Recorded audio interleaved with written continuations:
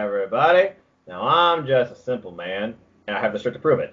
And my name is Noah Foster, and welcome once again to another episode of 205 Life Matters, episode number 29, where this week we will discuss the unsanctioned match between Mike Kanellis and Drake Maverick, and also the events that have occurred this week on 205 Live, as well as some stances, our next list pick, and of course, the idea of what we think to come at SummerSlam. Before all that, allow me to introduce you, of course, to my partner in crime here on 205 Live Matters. He's a family man, he's the holiday, he's Chris Mace, and he knows cruiserweights. How you doing, good sir? Oh, I'm doing good. I'm just excited to talk about 205 Live and the other stuff coming up here in the near future. So I'm excited about all that and ready to talk some wrestling now. Absolutely. And folks, this might be a little bit of a shorter episode because there's a lot of stuff going on this weekend, which we'll get into at the end. But with that, enjoy and feel free to discuss, like, share, subscribe, tell a friend, share with others. With that, let's go ahead and get started. So this was episode number 145, emanating from Memphis, Tennessee. What a musical city. And we start off with an incredible video package that didn't necessarily go chronological. It was like Inception with memory in memory, as we looked at 2 weeks ago when this match was set up, and then 5 months ago where this all really began, where Mike Kanellis posed the idea of how Drake Maverick considers him not worthy. And again, he brings up your win in Las Vegas on 205 Live is not worthy of being in the Cruiserweight tournament. 2 months later, he says, okay, so what did Jack Gallagher done to deserve this? You say I'm not worthy? What have you done? Then he brings up the idea of how all you've done, Mike, is complain and complain. What sort of GM would I be if I just gave you what you want because all you do is complain about it? And then we go to Raw, actually, where they bring up the idea of how Maria just feels like he has been an utter disappointment. But we go back to 205 Live last month, where Mike Kanellis does not blame, his wife for saying that is true. He blames Drake Maverick for everything that's happened to him, including this rift between him and his wife. To the point he went on the show, he trashed it by throwing a trash can around in a tantrum. And then we got this match made when he had a little bit of a match against Jobber and basically tirade, but also expressed what he is about. He said he could have gone anywhere. He didn't. He re-signed with WWE, and then he signed for 2 reasons. Prove he's the best to his wife by becoming Cruiserweight Champion and kicking Drake Maverick's ass. And all it took was calling out Drake Maverick's manhood and his wife for Drake to finally snap and bring Rockstar Spud back. And then we get the promo where you're not going to be finding the GM. We're not even going to be in a wrestling match because our match is unsanctioned. Because sometimes a man's got to do what a man's got to do. I mean, he called out his wife, all right? If you're a man, you're going to freaking stand up for your woman. And Drake Maverick has officially proclaimed that. And here we are tonight. Incredible video package, well-told story, and this actually really excited me for this match. I know I've been a bit biased lately towards Drake Maverick with his other pursuits, but obviously he's taking this very seriously, and he does take 205 Live seriously. Hence the reason why we haven't had any shenanigans like we see on the other 2 shows involved on 205 Live. Yet they really help drive the story. Chris, what was your thoughts on this overall video package and everything that's been up to this point, bringing us to this match? Well, I mean, for anybody who just now started watching, it's a good thing because, in fact, you get the history lesson, what exactly is going on. I like how they've done the slow burn with everything. This has been a story that's been going on for months since he's come to 205 Live, just slowly the aggravation, then his wife being pregnant, then the aggravation with that, how she's been upset with him, and now he's being a heel. Like I said, a good heel is not going to take the blame. He's not going to say, oh, it's my fault. He's going to blame somebody else. So this is perfect heel tactic 101.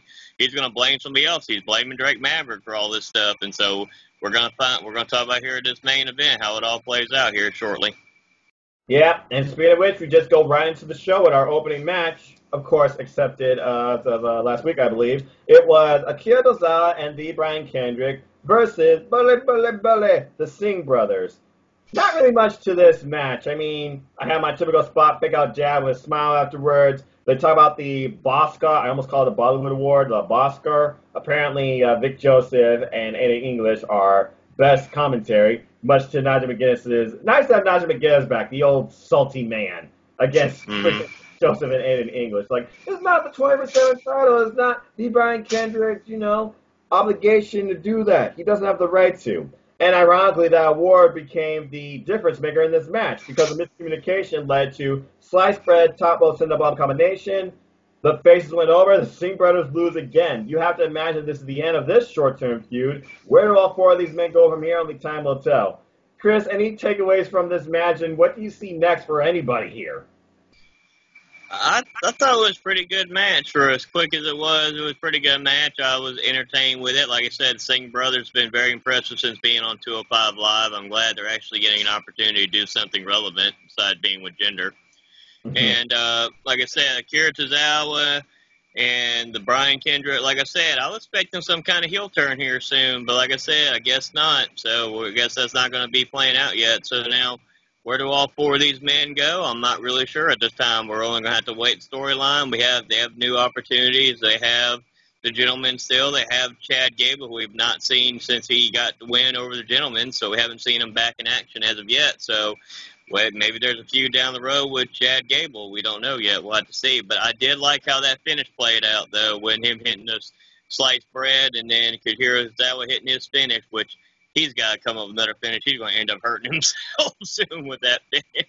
He's been using it forever. Somehow the man's back still isn't crippled, okay? So, then again, I guess most of the time he actually hits it, which helps. I can only imagine how many times if he actually hit the mat, how bad his back would be. But I completely agree. Again, this is, in my opinion, the most dangerous freaking finisher in WWE. That's where we agreed on. Yeah. And, I mean, the Singh brothers, they controlled most of the match. So, again, demonstrating true tag team wrestling dynamics. I mean, it was a suicide dive denied that gave the Singh brothers like 80% of this match. It wasn't until a hot tag and a miscommunication with a heel tactic that gave the faces the win. And again, I thought there would be a heel turn, calling back to maybe somehow roles reverse. Akira turns heel on the Brian Kendrick. Thus, we get the opposite of what I saw live in 2017, which we'll talk more about that later. Believe me. But yeah, fun little match. I'm curious to see what's next for all four men. Following this, we go into Humberto Carrillo's video package part 3, where we already seen the then, we talk about the now we talk about the future. He basically says how 205 Live debut was one of the greatest things he's ever done, and he loves being on this brand, he loves how dynamic it is, but he wants to become Cruiserweight champion. He wants to face Gulak. He also, though, here's the key thing, he wants to be the first one in his family to win a WWE championship. Can he accomplish that feat? I think so, but I don't think he's ready yet or going to be put yet in a Cruiserweight title match this soon after these video packages. He's got to be destined for one, I would imagine, at some point in the fall, but I don't see it happening like anytime soon, particularly. Chris, what are your thoughts on Humberto Carrillo and this whole 3-part video package? I like it. I like the fact that it was, like I said, they've been slow burning him for a while now. Apologize for the dog if you hear the dog barking. But like I said, I love the video package. Like I said, they've done a great job slow burning him so far. I don't think it's time for him to win that title yet. I think it's something they need to keep doing, continue to build up more credible wins, continue food. I would love to see it sometime, maybe at WrestleMania time, where he wins the title and wins the big one at WrestleMania. That's what I predict for him. But trying to put it on him now, if you put him in a match with like Drew Gulak right now, for example, it's going to be too soon.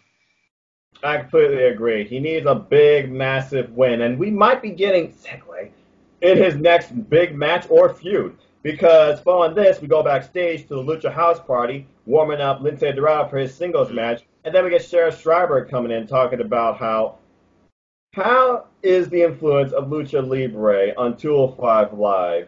How is the outlook of that? How do you guys, enjoy that? Do you like that? And basically they said everyone here on the 205 Live brand is Lucha. However, the leader, basically, of Lucha House Party, he basically already has endorsed the future. He says Humberto Carrillo is one of the best, which apparently triggers Lince Dorado. He says, Humberto, okay, he's Lucha, but here's the thing. He just talks about it. We are it. And Kalisto's like, I don't know, man. I don't know about that. And then he's like, hey, come on, man. We're seasoned. We've been here since episode 1. Let's go have some fun. I got a match. And then he goes out to the ring by himself.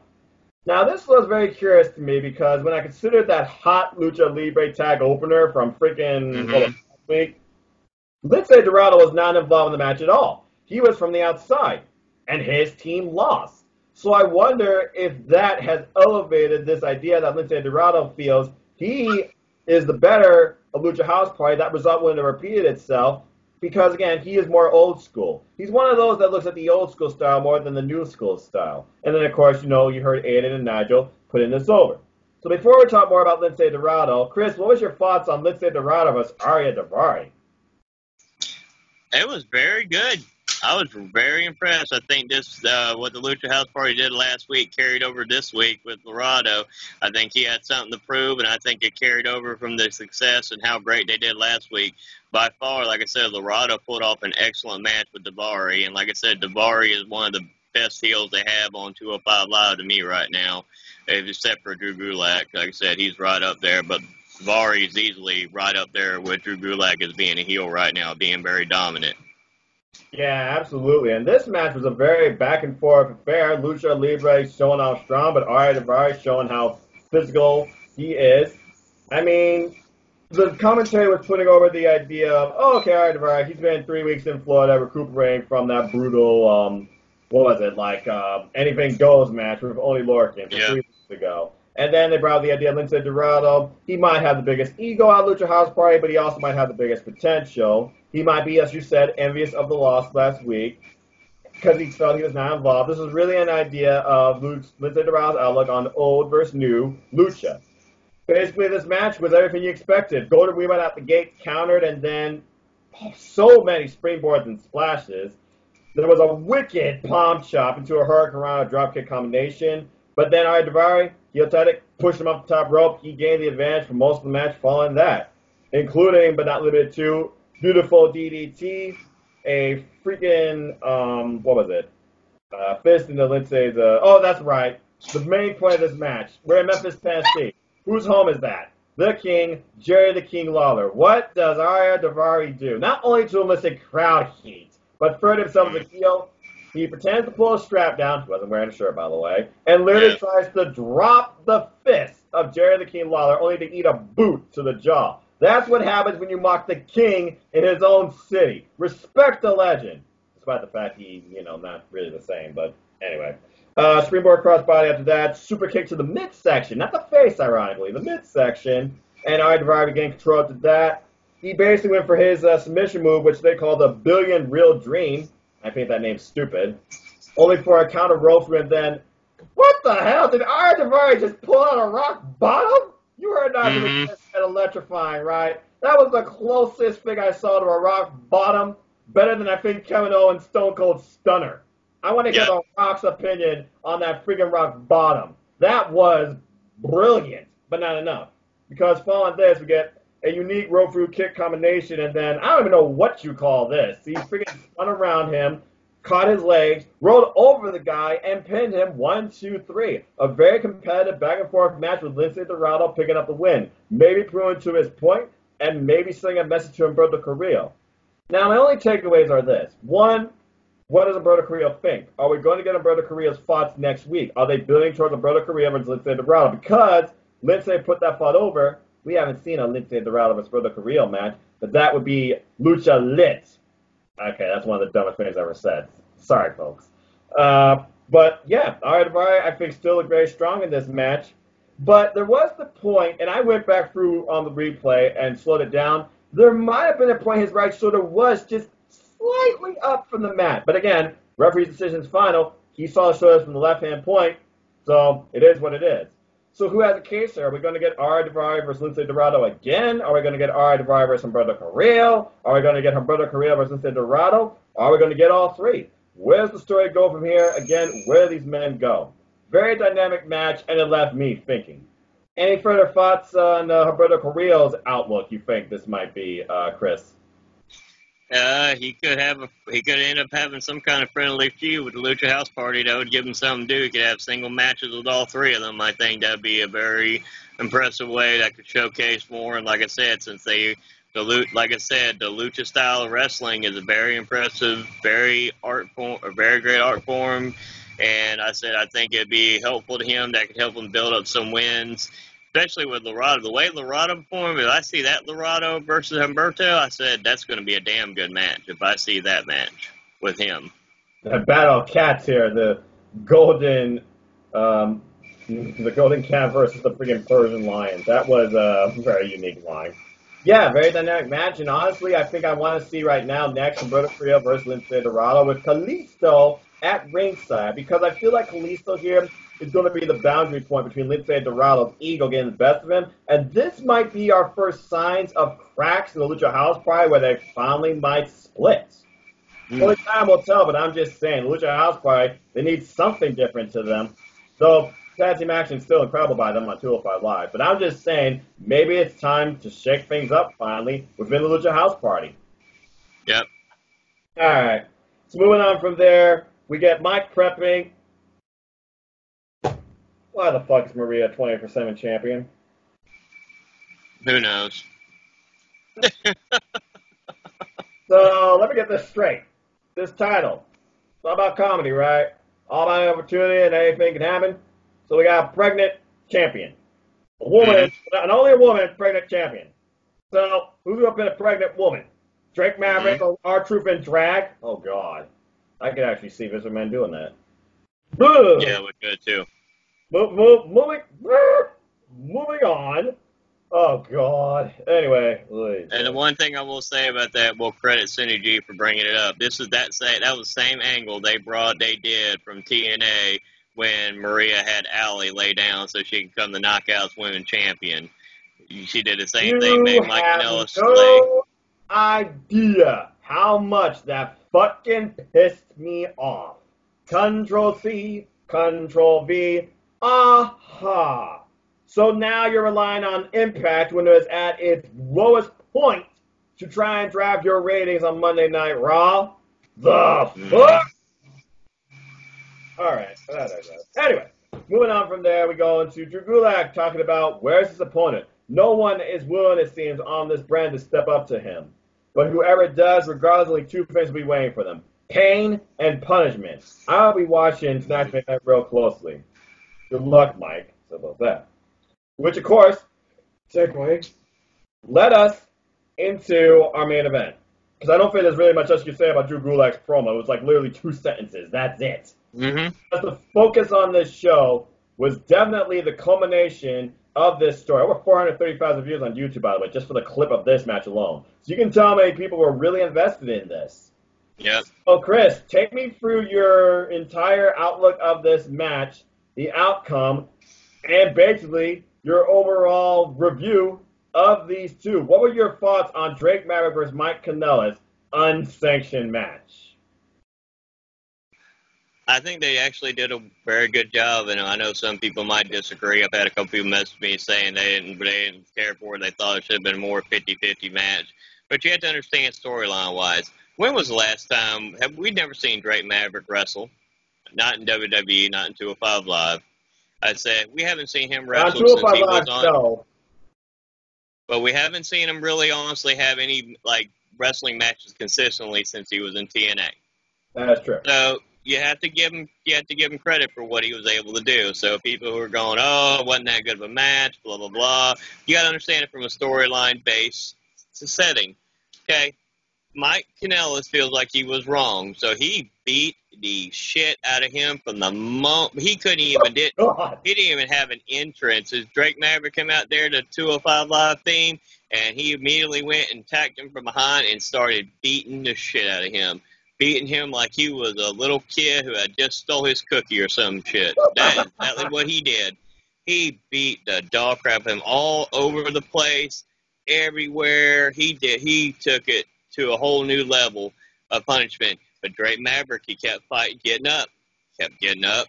And there was a few times in this match now that Kanellis could have won this match, and this is where his downfall was going to be because his arrogance got to him. He wanted to pursue more punishment, and 9 times out of 10, when they don't get that easy pin, when they got the man beat, 9 out of 10, what happens? They end up getting upset, and they lose. That's exactly what happened because Drake Maverick kept starting to get little comebacks. Mike Kanellis was surprised at this. And you kept seeing Maria in the back just watching. Why do we have that? Why is she wearing that 24/7 on 205 Live? We need to burn that belt. It's beyond me. But the point is, she kept watching. You could see how she looked like she was pleased at first and everything like that. She seemed all happy, and the match kept going. And then Drake, he kept making mistakes. He kept letting Drake Maverick be able, just kept pulling him up. And at the end of the day, Drake Maverick beat him. Drake Maverick got his payback for everything that happened. Mike Kanellis doesn't get a cruiserweight title match. Maria looks like she had resting bitch face on her face and is now frozen on there for the rest of the time she's in WWE now. And she's pregnant, so Lord, that's even worse for him. And pretty much now we still have no challenger for Drew Gulak right now. So we're getting down to the nitty-gritty for SummerSlam. We got to figure out what's going on with that. But pretty much the match itself, it was pretty much basic story. Two people pissed off at each other, both thought they were wrong. Basic story. It happens in real life. Two people get mad, and sometimes you just got to beat the shit out of each other to get it out of you. Let's see where it goes from further, because I think this is far from over. I don't think this is culmination yet. I think this is far from over still. I think what we just got at the end of Chapter 1, and Chapter 2 will begin next week, I feel like. This match had everything used in it, from the ramp to the LED stage to the diamond steel plates to the freaking stage lightings on the side to a man's belt to the announce table to the barricade to the apron, the exposed apron bit underneath the padding right above the LED board. So literally the heavy metal to freaking turnbuckles to freaking right fists. Oh my gosh, the only thing they didn't use was the kitchen sink. Freaking 24/7 flyers, a freaking Maverick 24/7 sign destroyed in front of a child's eye. And you just hear Mike, it seemed like he was being cathartic almost. I didn't see a smile once, but it was like cathartic, it seemed to him. Just tirading Drake Maverick about, this is what you want, you're making a mockery of the brand, you can't do it, I win. Get a close look, this is your brand, this is what I fight for, 205 Live, this isn't what you wanted, you want a wrestler, you are nothing. And you're right, 90% of this match, Mike Kanellis controlled, only to let his ego be the best of him. This was not going to be a 5-star classic by any means. This was just to further a story. You're right, I don't think this thing concluded at all. But, to Maverick's credit, Rockstar Spud's credit as always, he endured the punishment, he sold the intensity, he had a hot moment, fell flat, might have busted up his right arm later on too when he gained some other momentum. And somehow, when I looked like Mike Kanellis was going to go for what I thought was going to be a form of a Celtic cross on top rope, Maverick turned into a freaking Frankensteiner off the top. And then looked to put up his own sliced bread for the win. Drake Maverick won, much to the surprise of some guy in the audience I saw going, where I thought it was like Simon Miller's brother or something. Yeah. Again, if you haven't looked at a Rockstar Spud match in Impact Wrestling, go look at when he faced EC3, hair versus hair. Because this just shows you the heart Maverick had. He was fighting not only for himself, not only for his wife, not only to shut Mike up, temporarily, he was fighting for his brand. Because you're right, he came out to the 205 Live Fiend and a 205 Live tank top that was also destroyed too. I have nothing but respect for Drake Maverick after this. Now, truth be told, he works for Vince McMahon. Vince likes seeing little guys get beaten up. So clearly, he's going to continue using this to his advantage in Monday Night Raw. But as far as 205 Live goes, because afterwards an exclusive, he did state, no, you're not going to see the wrestle again. My responsibilities here is strictly focused on 205 Live as the DM to give the best possible cruiserweight wrestling I can, which is why next week I have to now work on finding Drew Gulak an opponent for SummerSlam. So next week we're going to know for sure who it is. I can't wait to see how it's determined. But I have a feeling Mike Kanellis and Drake Maverick will not be done with each other, and I feel like they are going to have at least one more encounter in the ring, but it's going to be something far worse than what we saw here. What an insane way to end the show. Not even a match. Literally a fight. It was an unsanctioned fight. It was really that. I thought he broke Drake Maverick's nose when he fucking swung him into the barricade face first. That was probably the ugliest spot in this match, besides the belt whipping. Although when Drake Maverick grabbed the belt from Mike Kanellis and whipped his ass, I got shades of WrestleMania 22 when Shawn Michaels whipped the hell out of Vince McMahon, and I was just waiting to hear JR say, "Whip his ass! Hit him harder!" Of course, and Mick Joseph, they didn't do that. My word, what an ending to 205 Live. And, yeah, Maria slight smirk at one point and then walks away. Oh, jeez. I'm pretty sure it's going to pick up again on Monday. Same old routine. Not looking forward to that. I think I only watched Raw Kennedy. And the fact that I work full time. So yeah, quite a show, quite a closer. Let's go ahead and again, what we usually do on 205 Live matches, we don't grade the main event because usually the main event's always great, but This was a different approach because I feel like the main event was before the unsanctioned fight. The unsanctioned fight, like you said, was the further story. So as far as my grade for this show goes, fun opener, competitive middle, enhanced story fight. This was a little above average, say at least. It wasn't your average 205 Live, but it wasn't anything to write home about either. I mean, the biggest takeaway was Drake Maverick in action. Literally, in action. Fighting off as Rockstar Spud only can. So it's for that reason, I'm just going to give it 3.75 out of 5. Chris, what would you grade this week's episode of 205 Live? I'm going to give it 4 out of 5 because I think they had a great short opener, which was great, got the people ready to go, had excitement, you had storytelling there. I said you had a very surprising middle with that Laredo and Daivari. That was an incredible match. I'd say that could have easily been a main event match, and I would have been happy to see it as a main event. And I hope they have another rematch between each other because I thought it was that impressive how well they did, how impressive Laredo was by himself. That was very impressive. Oh, no doubt. The main event told a story. Like I said, this was not a wrestling match. This was two guys pissed off at each other, beating the shit out of each other. Mike Kanellis made the mistake and let Drake Maverick beat him. That was all on Mike Kanellis. He had 90% of the match. He had the match won numerous times. He could have easily won it. Yeah, he could have won on the sleeper hold. He could have won on the neck breaker. He just wanted to inflict more punishment. At least about 5 different times he could have won it. So, but like I said, for everything, like I said, I give it a 4. I said just for storytelling, progressing with the story, everything like that. Now we have the one, and we still have that uncertainty yet till next week of who Drew Gulak's going to face. So. Yeah. I think at one point Mike Kanellis said, oh shit, when he threw a right at Drake Maverick's face, and he literally came back at him and threw a right and just beat the daylights out of him. That was like the last frame Maverick showed. Again, fun match, great enhancing the story. It was nice to see Drake Maverick, aka Rockstar Spud, in action in his purest form. It wasn't against EC3, sorry Tyler, but maybe that's one day to come because Lord knows EC3 needs something.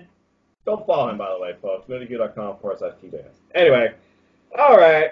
With that, let's go ahead and get into some simple stances. So we are on the verge of SummerSlam, and we still don't know who Drake Maverick's going to face. When you think about the 205 Live roster, nobody truly sticks out to me right now as the number one contender. So clearly, they're going to have to do some sort of unique format to determine the number one contender. So let's start with the definition. Chris, how would you book finding the number one contender to Drew Gulak's Cruiserweight title at SummerSlam next week on the Go Home episode on 205 Live? What would be your match and participants? Oh, that's easy. You've already heard this for weeks now, me harp about this. Drew Gulak last week made sure he foreshadowed it. It was foreshadowing. I hope I'm right. But he was talking about, he keeps bringing people back from his past to face him. Bring people back from his past to face him. Well, you know what? I still remember this guy in NXT, he's got 2 wins over you. I said it would be interesting to bring him back in for this match and bring Kushida in. I hope I said his name right. I've had so much G1 on my mind. Oh, right. I'm starting so much Japanese wrestling. I'm actually saying their names right. It's getting to be good now. Yeah. All right. So, like I said, it's going to be interesting, but I think it should be Kushida. I think it'd be a good high-level match, and it could be an exciting match. And at the end of it, Drew Gulak could get a big win and get a win back for the 2 losses he had, and he can get redemption for that because that Kushida has beat him twice. So, that's every reason he should easily be the number one contender. With 2 wins over Drew Gulak, who's now the champion, that's a simple answer to me.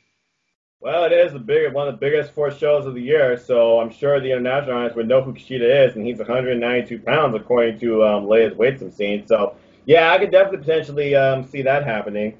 But it wouldn't surprise me, though, with all the hype with Humberto Carrillo, and then you figure about who's competed recently, and we haven't seen him in a while. I would actually like to see a number one contenders match, triple threat match, between Humberto Carrillo, Chad Gable, and you know what? If you're going to throw someone unique in there, maybe give Akira Tozawa another chance because we haven't heard high no tail of Tony Nese, ever since, the focus has been this whole Drake Maverick and Mike Kanellis storyline. I think a triple threat would be a nice, simple way of doing it, and I would like to see how Alberto Carrillo handles the dynamic power of Chad Gable. And Akira Tozawa, he's still out there trying to prove a point that he can become Cruiserweight Champion to freaking gain redemption from his less than 48-hour first title reign. So in my opinion, I think I would just do a triple threat match between Akira Tozawa, Chad Gable, especially after that technical masterpiece, and since you're hyping him so much, Humberto Carrillo. And I think, honestly, at SummerSlam, I would just do Chad Gable versus Drew Gulak, not the alternative, which is why I want to get into this next stance before I threw an idea. Hold on a second. I got a counter to that argument, debate, what you just said. Instead of putting Akira Tozawa, put Laredo in there as triple threat match. Then you could have that feeler out with Humberto and Laredo, and Chad Gable could pin Laredo instead of Humberto, because Humberto, I don't think, needs to be taking any pinfall losses right now. Essentially, if you're slow burning him, I don't think he needs to be taking any losses right at this moment. If we're going to slow burn him, which is what my theory is, I'll put somebody like Laredo in there to have him a chance to showcase, and he could take the fall against Gable. And to be fair, Lince Dorado hasn't had a singles cruiserweight title match, so you do bring up a unique first potentially. Also furthering a storyline. I didn't think, though, they would use Lince Dorado, though, this soon with just one win, though. That's the thing. I know Akira Tozawa has experience. Chad Gable has been incredibly impressive, and technically, he has not lost yet on 205 Live. And then you've got, of course, Akira Tozawa, who, of course, is just constantly delivering. He won this tag team action.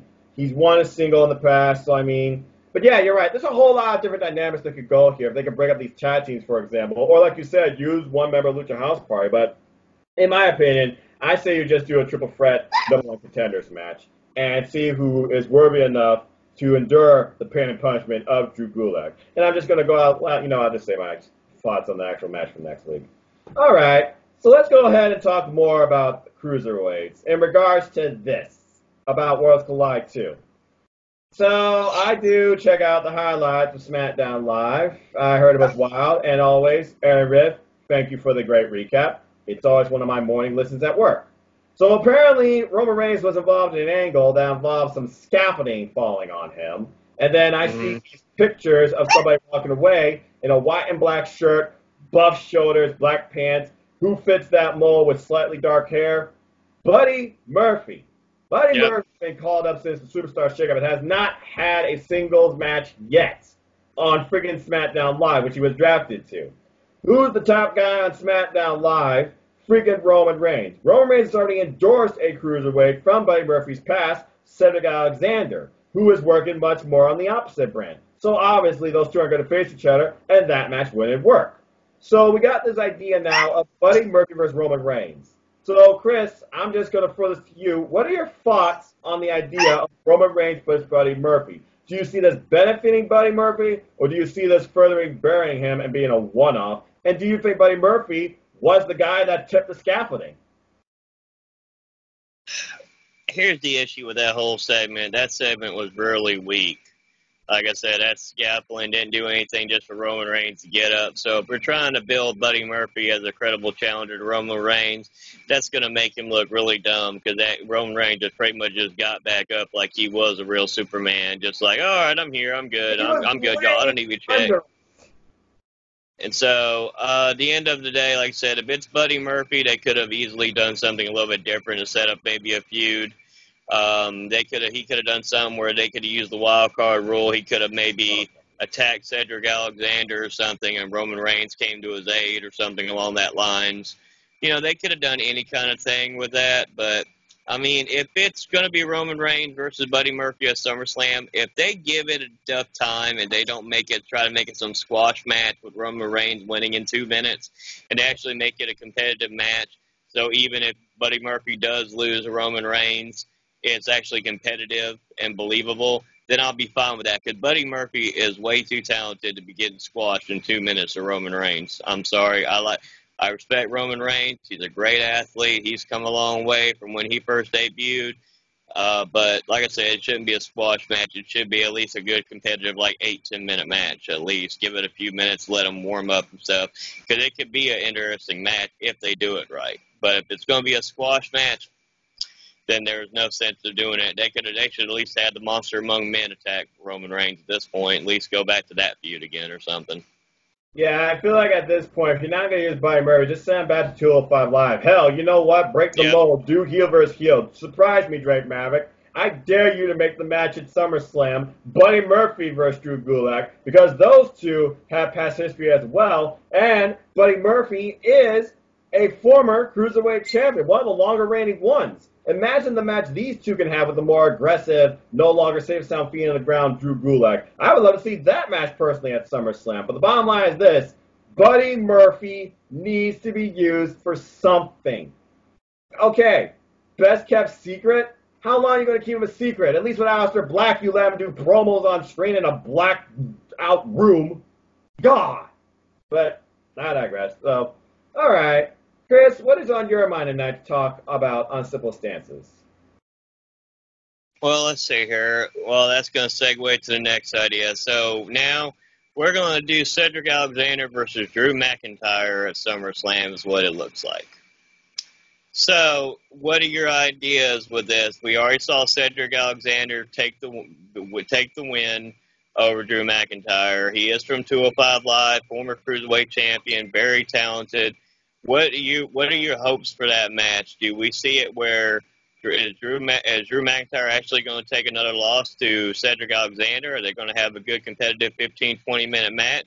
Or are they playing the same scenario they did from WCW in '99 when Rey Mysterio and Kevin Nash fought the day after Rey Mysterio lost his mask and he upset Kevin Nash in a win, and then they had a rematch in Uncensored and Kevin Nash beat the crap out of him? Are we rehashing WCW 99 storyline, or are we going to actually have it where it's not 50-50 booking and Cedric Alexander gets another big win over Drew McIntyre? So I'm sorry, it's still a big win to beat him. I know they haven't done very much with Drew McIntyre, but still a very big win.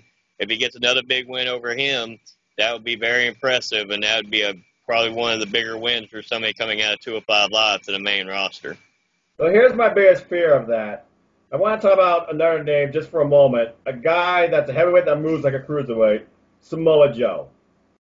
Everyone says Roman wins. Well, now one's saying Joe loses. I fear that they're turning Drew McIntyre into Samoa Joe 2.0. Because this guy came from NXT as the NXT champion, in with Dolph Ziggler, tag team champs, bringing classics as usual, and now he's being squashed and is someone's bitch. And you know who I'm talking about. Now, the thing about Cedric Alexander is he wasn't being used at all for anything. He was in obscurity. His freaking debut match was against Cesaro, one of my personal favorites. # push Cesaro. And pretty much he's been segregated into just enhancement talent. I fear they're doing the same with Drew McIntyre. So if that's the only direction for Drew McIntyre, then honestly I don't know, because I don't feel like they would bring you a great match. Now, I know right now Drew and Cedric, they're kind of feuding. I believe Cedric has beaten him at least one quick fluky roll-up. They were going to have another match, and then Drew beat the crap out of him before the match could begin. So technically it's not even 50-50. It's one in mid. So as far as my thoughts on Drew McIntyre versus Cedric Alexander, jeez. I don't know if I necessarily want to see that at SummerSlam, because I honestly feel like they would just treat that as a bathroom break match. I mean, freaking Roman versus Drew was treated like that at WrestleMania because it came after Kofi Mania. So I honestly don't want that match to happen, to keep it simple. As far as how I would make this work, I just would do it the freaking following Raw after SummerSlam and close it out with Drew getting the win somehow by heelish tactics and maybe gloating about it. Cedric, he moves on, does something else. We come back to this somehow, maybe for number one contendership towards an actual title. Are they ever going to put Drew towards the actual top title picture? No, I don't think so. But maybe both men can go after the U.S. title. The bottom line, the mid-card titles need elevation more than anything. So those are my thoughts on that. All right. Great civil stand. Well, sorry about that, but I just have some breaking news here real quick, because that's why I had to check my message while we're discussing this. So, what's up? Just for everybody who's wanting to know, okay, so me and Virtue have been discussing doing a no DQ great debate for over a month now. And so now we actually finally have a time set for when we're going to do it tomorrow. We're going to have the no DQ great debate. We're going to have it set up for tomorrow to record for me versus Virtue about 205 Live Matters. So we just finally have a time. Like I said, we've been trying to get this for over a month, so I just got the message, so I had to check that real quick. Well, normally I don't do that while we record, but it was breaking news to me, so I just want to make sure, I just want to announce that right now. So everybody stay tuned for that. That's going to be very interesting. And just real quick, like, it's not no heat with me and Virtue. I know I've had people message me, why don't you like Virtue? I don't have a problem with Virtue. I respect Virtue. I'm the one who paid his donated to get him out of being suspended 60 days because somebody paid money to suspend him for 60 days. That's what we had El Virtuoso for a while. So either way, this is going to be a very interesting topic. This is something I'm pro for 205 Live. It does matter to me. He's against 205 Live. He has his opinions why. I have my opinions why. So this is going to be a very interesting debate. So stay tuned for that. And I definitely will be sharing it on the 205 Live Facebook group if you're a part of that. So I just wanted to have that breaking news since I'm having Aaron and Virtue message me while we're recording.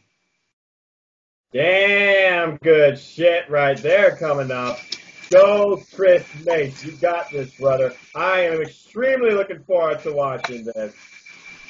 This people, Virtue versus Chris Mace on 205 Live here on NoDQ.com. It's the next great NoDQ debate.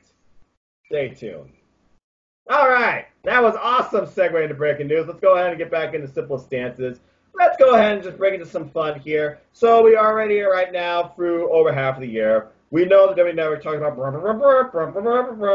freaking pay-per-views coming up. We got WWE SummerSlam, which I'll be seeing live. It's going to be insane. First ever of the Big Four. Can't wait to see that. See y'all in Toronto. And then we got Clash of Champions. I still think that's stupid. I think that's before they moved to October in Fox and SmackDown, blah, blah, blah. And then we got Hell in a Cell.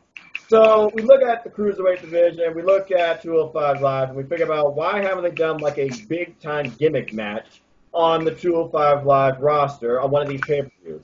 And you figure about the heated feud between Mike Kanellis and Drake Maverick. Could that potentially be the next step? Or you look at Arya Daivari versus, I don't know, Oney Lorcan. There are potential feuds here that could be worthy of this gimmick. So I leave this to you, Chris Mace. Hell in the Cell. Who would you book from 205 Live in a Hell in a Cell match?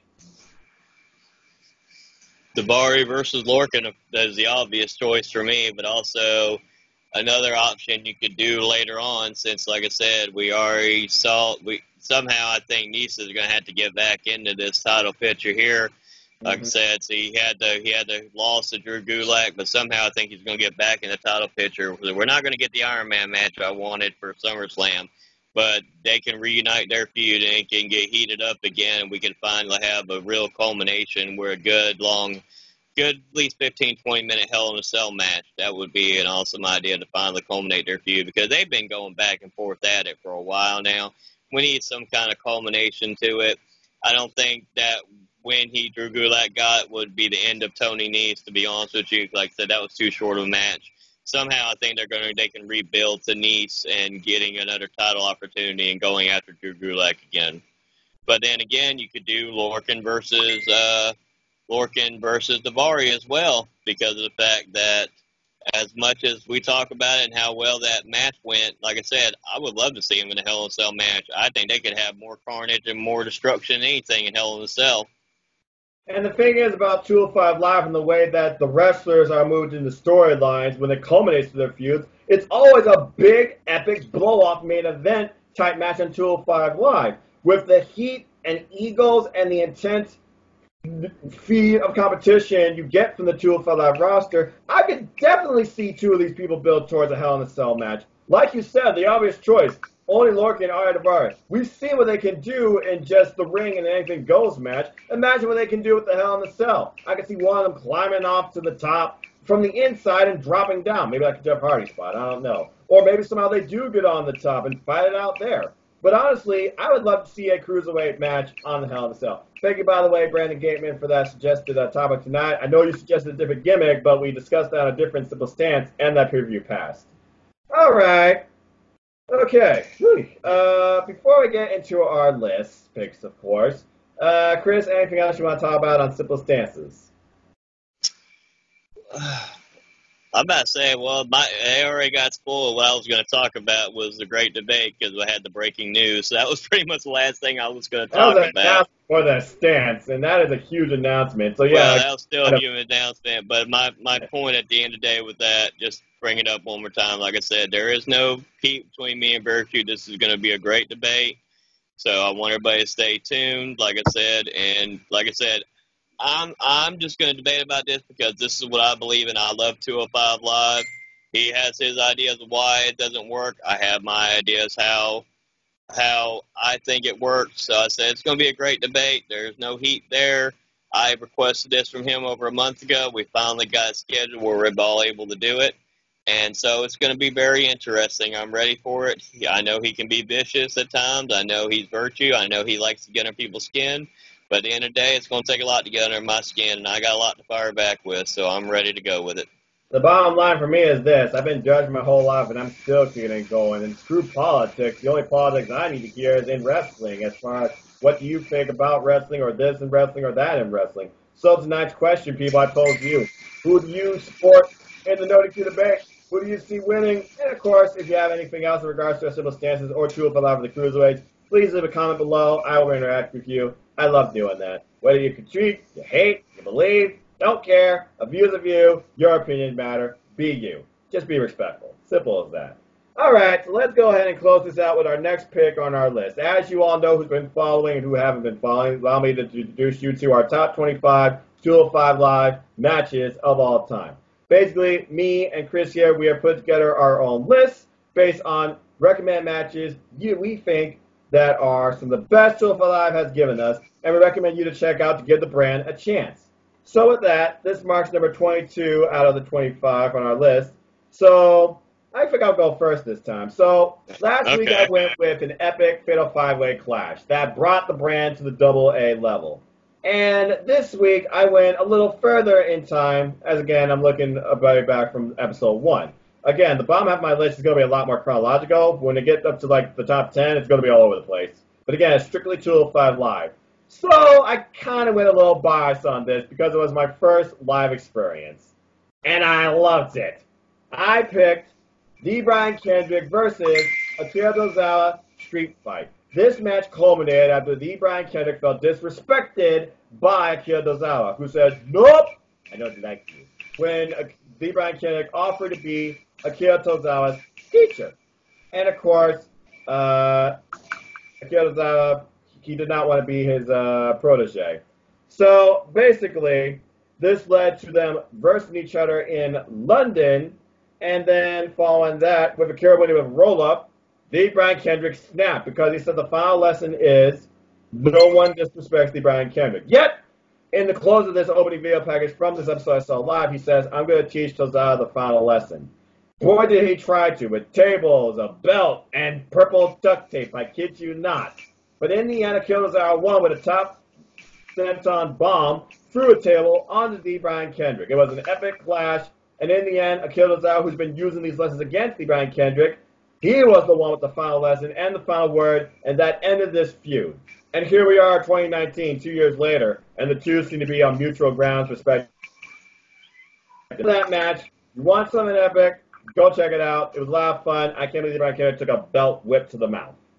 So that's my pick. And again, that was for my first 205 Live experience. So maybe I'm being a little biased here, but again, watching the Brands episode 1, seeing what it was, seeing where it was going, seeing how I love this, and seeing it first time ever live, this is more worthwhile to me than SmackDown Live when I was there that night. And that was around Money in the Bank season, too. Okay, Chris Mace, what's your number 22 on your list? Okay, this match was ranked number 1 on WWE.com, but it's not on my number 1 list for sure. I know what my number 1 is. I've already had my list made up. My number 22 is Mustafa Ali versus Buddy Murphy, no disqualification match, July 3rd, 2017. That match was as intense, as crazy as you will see. Like I said, they put a lot onto it. What they did with those stairs to make it, that was very interesting how they used those stairs in the match and everything they did to each other. It was just incredible. And like I said, how Ali won the match with using the stairs to hit that tornado DDT to get the win. He didn't use the 054. He used that tornado DDT on the using the stairs. He used the tornado DDT to get that win. That was impressive to me. I know it's ranked number 1, and it's on a lot of people's high praise lists from what I've heard and been told through people. But like I said, that's not my number 1 match. That's my favorite. So that's my number 22. So if that's my number 22, y'all gonna be surprised when we get to number 1. That match was a pinnacle match, too, for both men. I mean, that freaking spot off the standing freaking steel steps in the middle of the ring, not to mention the Spanish fly spot from the barricades to the announce table. Both men left it all in the ring. Both men were out to prove a point. And this is when Mustafa Ali was really rising up as a top competitor, being known as the heart of 205 Live, and gaining the admiration of the audience. Very solid pick. One of my favorite matches, too. Man, good pick. All right. Well, I think with that, folks, we are done with this shorter edition of 205 Live Matters pre-SummerSlam season. Stay tuned next week for our Go Home SummerSlam episode, which will be recorded at a special time, which you'll find out why very soon. But before I get into all that type of stuff, and you can tell I'm definitely tired of losing my voice, Chris, a pleasure as always. Sweet, short, simple, and to the point tonight. Anything you want to plug, and where can people find you? Well, like I said, you could support Aftermatch Wrestling. Stephen and Jerry do a great job with What's NXT and the Tea Party. That's always a great time, fun time to do that show. Also, next week, since they're going to be in Toronto, it's going to be a privilege because it's going to be me and Colin for the first time ever hosting What's NXT. So I know he's very excited, and I'm very excited as well with that. And also, for the NXT party, it's going to be Cindy G and Good Brother Chris are going to be hosting the Tea Party in their absence. So that's very exciting news. It's going to be a different kind of episode. So's next week. So y'all stay tuned for that. Support Colin Andrews with a chopping block. If I can just glance real quick. Colin Andrews just has now posted a new Prime Cuts that just came out.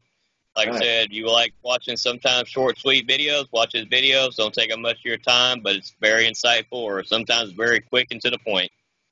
So support him. Support Cindy G as always. Like I said, she's the Duchess of No DQ, but she's the queen of the NXT team. Said she does a lot of hard work with the ladies of No DQ and doing the AEW predictions video. She does a lot of great work and support independent wrestling because she is a very big advocate of independent wrestling. So is Noah as well and Good Brother Chris. And they're the reason I'm actually doing all these predictions now and getting into all this independent wrestling stuff. And support James and Owens. They do James Owens. I keep sounding like when I say James and Owen, I keep saying James Owen. That makes me sound like one name. Like but support James and Owen. They do great work. Owen's getting ready to celebrate his 2,000th video. So congratulations on that. 2,000 videos, a lot of videos. So can't wait to see that. Maybe make a cameo appearance on that to congratulate you. So that's a job well done. That's proud of you for that, Owen. And like I said, support Good Brother Chris. He's the newest member of the NXT team, but he does great work. He's always entertaining. He's one of the funniest people I met working with. Support his AEW Nation. He said he's got over 10,000 people now, or he said over 11,000. I figured I heard 10,000. What's the price of 11? Like I said, like I said, he's doing great things. Like I said, I'm glad he's part of the team. He's fun to work with. And like I said, we have a Facebook group. I'm going to let Noah plug that because that's his Facebook group. I'm just an admin. He founded it, then admitted himself. We're not going to get into that later. But all in all, like I said, and one more Facebook group. I always forget this, but you know, we have one more. Starts with capital ARMBAR exclamation point. Like I said, that's a great Facebook group to be part of. We have a low number there, but like I said, you got to be productive. If you're not productive in the group, the general's going to poof, you're gone. So that's all I got to plug today. Wow, good job. Good on you. Wrestling, simple as that. All right. Well, folks, like I said, next week's going to be extremely unique, shaking up, different, wild, and busy for me. Before I get into all that, if you want to know more about me, know this. And now I have a shirt to prove it. Thank you, Aaron Rift. I'm just a simple man. And if you haven't figured out by now, I am a lifelong fan of wrestling. If you want to follow me and talk anything wrestling, outside or inside WWE, including 205 Live, NXT, NXT UK, or AEW, New Japan Pro Wrestling, Impact Wrestling, Ring of Honor, and Independent Wrestling for Independent Wrestling folks. I've been watching Stardom World lately. You can look me up, NoDQ.com/Noah. It takes you to my Twitter page, or at nfoster1916 if you hate URLs. Or follow my simple YouTube channel here, where you'll find predictions, simple takes, recaps, reviews, and more at youtube.com/user/Noah Foster210. Next week is going to be extremely busy with videos still covering G1 Climax. Me and Chris here will be talking about the upcoming 2 nights very shortly. We also have predictions coming up for Ring of Honor Summer Supercard, which I will be going to live. I'll be doing predictions on that, I believe, next week, Wednesday. And possibly tomorrow, I might be doing predictions with, as recording, it's Friday, August the 2nd. As of tomorrow, I might be doing NXT TakeOver Toronto 2 predictions with the NXT crew that's going to Toronto, so stay tuned for that. And, of course, stay tuned next week for the Radar Report with me, Stephen, and Jerry. We'll be doing predictions, of course, for WWE SummerSlam. Beyond that, my summer of wrestling continues with less than a month left. Tomorrow I got Heatwave Live WWE show with some friends. I got more G1 to watch and see, and I will be going to Toronto, so I will be seeing 3 wrestling shows live. Ring of Honor Summer Supercard, NXT TakeOver, and SummerSlam. And I will be at the NoDQ meetup. Hope to see you all there. And speaking of which, support NoDQ. They're the reason I'm on YouTube. So go buy a shirt. This, something else, whatever tickles your fancy. Buy a shirt, NoDQ.com/shirts. Follow NoDQ.com and all these social media platforms. Your comments matter. There's comment sections on everything at the official NoDQ website. Go make a friend, go make an enemy. Attempt to take on Virtue, the Troll Slayer. In the end, we're just all wrestling fans. There's sections on everything.